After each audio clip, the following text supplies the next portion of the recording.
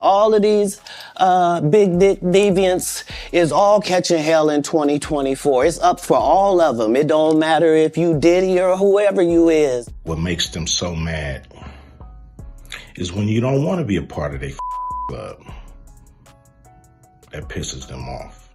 For some reason, y'all like to conveniently forget what age Foxy Brown was when he was with her. Y'all like to forget that he was rolling with R. Kelly. And they was doing a lot of things together. I told y'all Diddy was first, but they're not done with him. More people are going to come out. More cases is going to happen. You're going to have more than one documentary, but there's going to be like one major documentary. You know, in Tinseltown, it's not every day we see celebs stepping up and speaking their truth. Most of the time, they prefer to keep their heads down and stay out of the fray. Maybe because they're worried about backlash or messing up their careers. But shout out to folks like Katt Williams and Ice Cube, who aren't afraid to throw down and call out the big names when they need to. It's like these guys aren't scared to ruffle some feathers. And maybe that's why heavyweights like Diddy and Jay-Z, who've got some murky past, are feeling a little uneasy. Rumor has it that Katt's been dropping hints that Jay-Z and Diddy are low-key sweating bullets over Ice Cube because they think he might spill the beans on their deepest, darkest secrets. I mean, think about it. They all come from the same rap game background, right? So Ice Cube's probably got the inside scoop on a lot of stuff. And with his rep for speaking his mind no matter what, it's not hard to see why Diddy and Jay-Z might be keeping an eye on him. So what exactly does Ice Cube have up his sleeve that's got these heavyweight moguls on edge? Let's dive in. You persist. You don't let them stop you. You know, they there. Now, unless you've been living under a rock, you've probably caught wind of the whole mess Diddy's gotten himself into lately. I mean, it's like a never-ending soap opera with this guy. From that gnarly lawsuit accusing him and a bunch of others of some seriously messed up stuff that you wouldn't even believe if you heard it, to the wild story about his homes getting raided over a SEX-TFK case. And even his sons even got slapped with handcuffs over it. And let's not forget about that SA lawsuit hanging over Diddy's head like a dark cloud, with 3 other women besides Cassie throwing their hats into the legal ring. So yeah, needless to say, Diddy's got more than a few skeletons rattling around in his closet, and the dude might be staring down the barrel of a prison sentence before too long. But here's where things really get interesting. With all this dirt coming out about Diddy, people are starting to wonder if Jay-Z's next on the chopping block. I mean, let's be real, Jay's not exactly squeaky clean himself. There's even talk from insiders like Ice Cube that the stuff Jay's been involved in, or maybe still is involved in, could be even worse than whatever we've heard about Diddy. An inside source, Storm Monroe, recently dropped a video discussing how Jay might be facing a similar barrage of lawsuits once the dust settles on the Diddy situation. According to Storm, there are some shady figures pulling the strings behind the scenes, orchestrating Diddy's downfall and potentially dragging Jay-Z into the fray. He's hinting at some shady stuff Jay allegedly got into over the years that the public isn't going to be too thrilled about. He also talked about Jay-Z's past collaborations with R. Kelly and how good PR and a tight grip on the industry can work wonders in keeping skeletons firmly locked in the closet. I guess you could say the public humiliation. Basically, after the major documentaries come out, right? After they are done with Diddy, Jay-Z is up next to be exposed, right? For some reason, y'all like to conveniently forget what age Foxy Brown was when he was with her. Y'all like to forget that he was rolling with R. Kelly, and they was doing a lot of things together. Now, while we can't say for sure how much of the recent drama surrounding Jay-Z is legit, or when his turn in the spotlight might come, folks are digging up some old skeletons from his closet that could spell trouble. And a big part of it circles back to his past connections with the likes of Diddy and his old friend R. Kelly. Back in the day, Jay wasn't exactly an overnight success story like some of his buddies in the music business. Meanwhile, R. Kelly was already a big name in the R&B scene, and Diddy was making waves in the record label world. Eventually, their paths crossed, and Jay ended up collaborating with both of them on various projects. Now, Jay and R. Kelly were tight, both inside and outside the studio. They hit up the same parties, shopped at the same spots, and even shared a few romantic interests. But here's where things get sticky. Since R. Kelly's been called out for being a creep, folks are starting to wonder if Jay might have been in on it too. There's talk floating around that Jay wasn't just turning a blind eye to R. Kelly's antics. Some people are speculating he was right there in the mix, maybe even encouraging and covering up for him. Take Aaliyah, for example. R. Kelly supposedly married her when she was just 15. Yeah, that's a major no-no because legally she couldn't sign any documents for herself, needed a parent or guardian for that. But R. Kelly managed to pull some strings and got paperwork that said Aaliyah was 18 and cool to consent to marriage. Fast forward, the truth came out, and turns out R. Kelly, well into his 20s at the time, had forged documents to marry a child. The marriage got annulled, but Hollywood's got some seriously messed up dealings. Here's the crazy part. Some Somehow, the dude managed to avoid prison. I know, it sounds like 1,000 laws got broken, but you know how it goes in Hollywood? If you've got enough money and influence, you can make things disappear and get away with all sorts of stuff. Now imagine if this whole mess went down in 2024. R. Kelly would probably get hit with the cancel train, massive social media uproar, investigations for forging documents and marrying a child, and a swift exit from the industry. But it was the 90s, a different time. Here's the thing, Jay-Z didn't cancel R. Kelly, or even keep his distance. Nope, they went on to drop a joint album and even hit the road together on tour. Jaguar Wright chimed in and thought it was all kinds of weird and couldn't figure out how Jay-Z was cool with getting involved with R. Kelly. I mean, looking back, Jay-Z seemed totally fine with R. Kelly being with a minor, even marrying her. Makes you question his morals, right? In fact, back in 2002, Nas dropped the hint that Jay-Z was hip to what R. Kelly was up to with underage girls, including Aaliyah. He spilled the beans to Wendy Williams on the radio when a tape of R. Kelly with a younger girl surfaced. He said, "I could have showed the R. Kelly video that everybody's talking about and made fun of it, and show pictures of Jay hanging out. You can't tell me Jay didn't see a 14-year-old girl come into the studio and sit on R. Kelly's lap. You're gonna tell me he didn't see no 14-year-old girl come into the vicinity." You can't tell me Jay didn't see a 14-year-old girl come in the studio and sit on R. Kelly's lap. No. You can't tell me, you want to tell me that working on that album, that he ain't never seen no 14-year-old girl come in the vicinity. When R. Kelly got hit with those terrible charges, Jay-Z tried to act like they were never buddies. There were even rumors that Jay-Z had a major crush on Aaliyah, and everyone in the industry, including her man Dame Dash, knew about it. Dame even spilled the beans to Page Six, saying he tried his hardest. He said, "I did not mean to fall in love with Aaliyah. She was just that cool. But, you know, we were both going hard. Everybody was trying to get to Aaliyah. It was not just Jay." According to Dash, he didn't even know Jay-Z had feelings for Aaliyah before he started dating her. He added, "I did not know Jay was trying to holler at her. But then it just happened like that. He was trying, I was trying, everybody was trying, he was going hard. Now two buddies battling it out for the same girl, total disaster waiting to happen." Jealousy kicked in fast, especially since Aaliyah was juggling dates with both of them. But here's the twist, Aaliyah started favoring Dame and Jay-Z wasn't feeling it. Now we all know Jay-Z doesn't handle losses well. It all went south when Aaliyah and Dame took things up a notch, and Jay-Z got the scoop at a 4th of July bash they all hit up. Jaguar Wright spilled the tea backing up Dame's story. Allegedly, Jay-Z got his revenge game strong by wrecking Dame's business and selling him out, all because Dame got the girl. I think everybody that knows Sean Carter knows that he will slump anyone in any relationship for $1. Look at how he did Dame.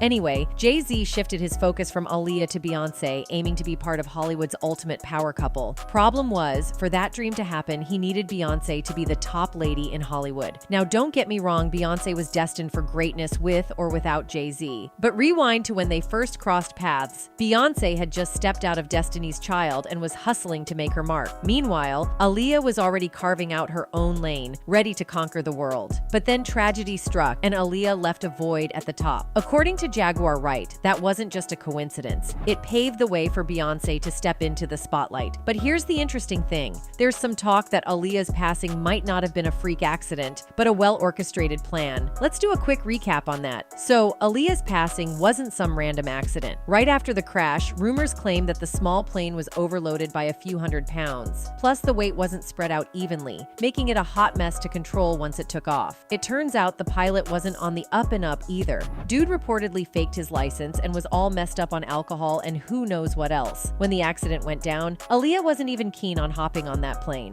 She straight up voiced her worries about getting on the plane. There was even a witness. Kathy Lindoli spilled the deets in her book, Baby Girl, better known as Aaliyah. So there's this 13-year-old Kingsley Russell, whose fam runs a taxi hustle in the Abaco Islands. Back on August 25th, 2001, he's rolling with Aaliyah as her squad heads to the airport for her flight back to the US. And get this, when Aaliyah peeped the plane, she was like, nope, turned around and headed back to the cab as told by Kingsley. So after Aaliyah backed out and headed to the cab, someone from her crew came back to check on her. Kingsley spilled the tea, saying Aaliyah kept voicing her worries about the plane, and apparently they handed her a sleeping pill and she knocked out. Even with her earlier concerns, they still carried her from the taxi onto the plane while she was passed out. Now, fans always say Jay-Z and R. Kelly are in the know about what really went down with Aaliyah, and considering their tight friendship with Diddy, he He might have the scoop too, maybe even cracked a laugh and carried on. When karma hit R. Kelly, Jay-Z's PR worked overtime to act like they weren't buds at all.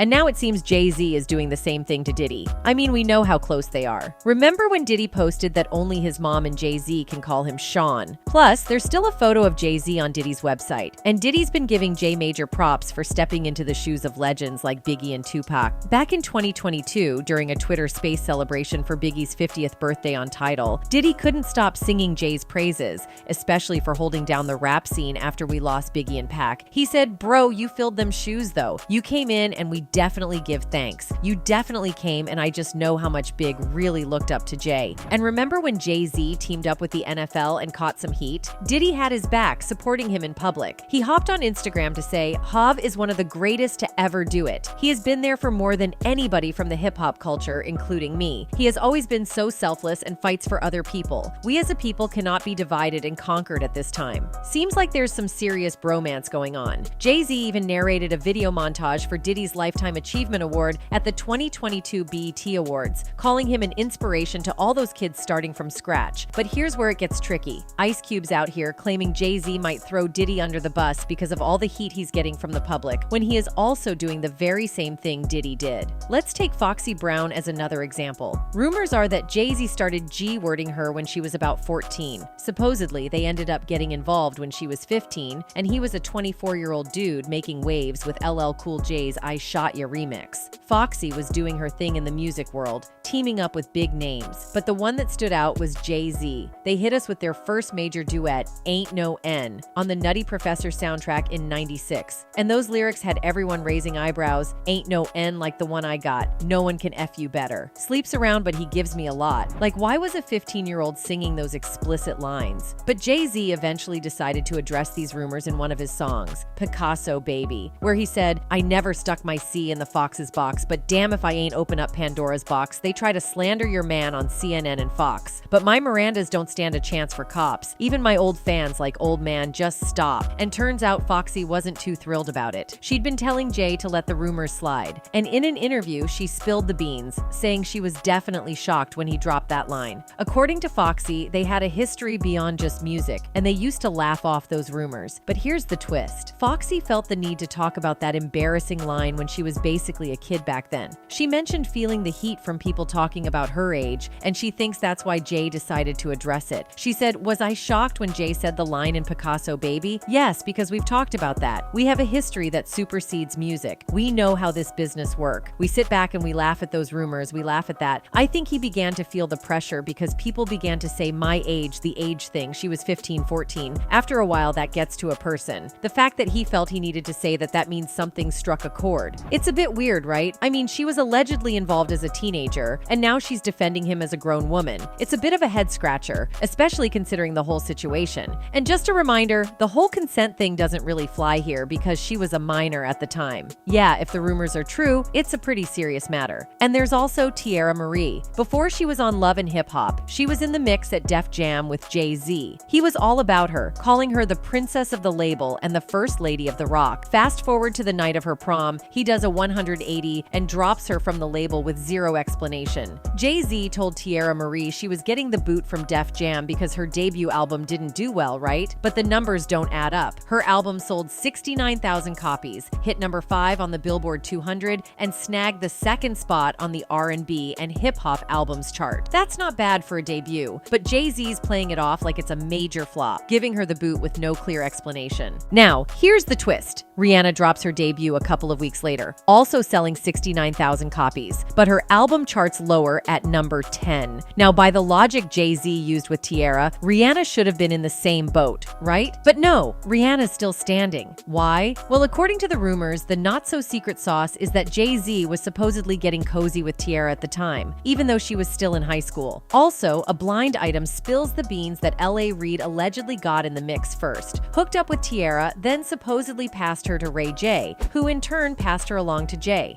Yeah, it's all kinds of messed up, especially considering she was a minor at the time. Hold on, there's more. Ray J and Tierra went public in 2006, right after Jay-Z dropped her. She was 18 and he was 25, but rumors were floating around that their thing started way before she hit legal age. Now here's where Jay-Z's story starts to crumble. If her first album was such a train wreck that he was ready to boot her, why on earth was she working on a second album? Well, according to The Blind Item, the real reason Jay-Z dropped her wasn't about album stats. It was because Ray J wanted Tierra all to himself and got jealous that Jay-Z was in the mix. Rumor also has it Beyoncé caught wind of the affair and put her foot down, demanding Jay-Z cut ties with Tierra completely. Now, Jay-Z's solution wasn't just dropping Tierra from Def Jam. He went all out and blacklisted her from the industry, making sure nobody would give her a shot. No wonder Tierra's career tanked after leaving Def Jam. It's a head-scratcher because she had the talent, no doubt. Her debut album even hit the top 5 on the Billboard Hot 200. But according to L.A. Reid, Beyoncé played a big role in the label shifting attention to Rihanna and giving Tierra the boot. Reid said, "We had an in-house company showcase and Beyoncé happened to be there with Jay-Z, Tierra Marie. Rihanna, a 4-girl group called Black Butterfly and Neo performed. At the label, we thought Tierra Marie would be a big star. We spent more time on her, did more work on her, paid more attention to her. A bell went off for me, however, when after the showcase, Beyoncé came up to me and said, 'That Rihanna girl, she's a beast.'"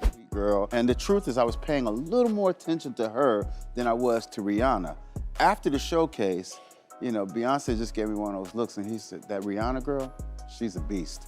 And she looked away. Now, we're not about to throw shade at Queen Bee, but let's dive into this. Beyoncé was already the bigwig in Hollywood at the time, so her words held major sway. She had to know dropping a comment like that would steer L.A. Reid's ship. Props to her, though. She played the game so smoothly that L.A. Reid didn't even clock he was being played. We all thought she was just giving her man Jay-Z's artist Rihanna a boost because Jay-Z personally signed her to Def Jam. Turns out the real deal was she was trying to clear the field for her man by taking out the competition. Allegedly, of course. And speaking of Queen Bee, let's dive into those rumors about Jay-Z supposedly grooming and pulling the strings in their marriage. The streets are buzzing, saying they hooked up when she was 18 and he was 30. But Jay-Z's telling a different story, claiming they didn't start dating until she hit 20 and he was 32. Still, it's a head-scratcher since Beyoncé herself spilled the tea, saying they met when she was 18. In her words, "I was 18 when we first met, 19 when we first started dating. There was no rush. No one expected me to run off and get married.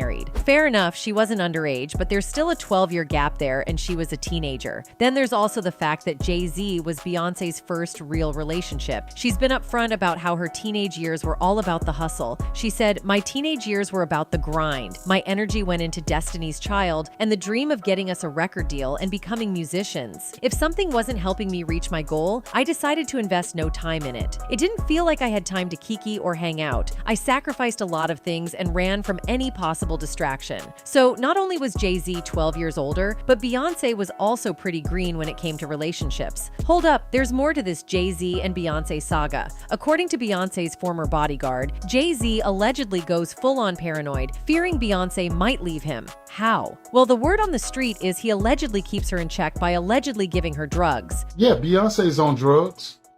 She been on them for a long time. And you keep her that way. Jaguar also spilled some tea on that, calling Jay-Z a monster obsessed with controlling Beyoncé. She even drew parallels to Britney Spears' situation, claiming Beyoncé's like a prisoner in her own marriage. And the more drugs he pumps down his wife's throat to keep her in the No, girl. Not my beautiful Beyonce. Y'all talking about free Britney. Y'all need to be doing a campaign that say free Beyonce. And Jaguar wasn't finished airing out Jay-Z's laundry. She recently went on record saying he's worse than Diddy. And you know the kind of wild allegations that circulate around Diddy. So if Jaguar's saying Jay-Z takes the cake, you've got to wonder what's really going on behind the scenes. She claims Jay-Z's just smarter than Diddy, keeping his business tighter and avoiding the spotlight, backing up what Ice Cube is saying about how Jay-Z is quietly stepping back from being buddies with Diddy and leaving him to face the heat in the public eye, all while doing his own thing on the low. Sean Carter is worse. Uh-oh. Oh, man. He's smarter. He's patient. So all this drama unfolding is seriously wild, right? But here's the real question. Do you think Jay-Z's ever going to face the music for these alleged crimes? Or is he just too well connected to be touched? Hit up the comments with your thoughts, and we'll catch you in the next video.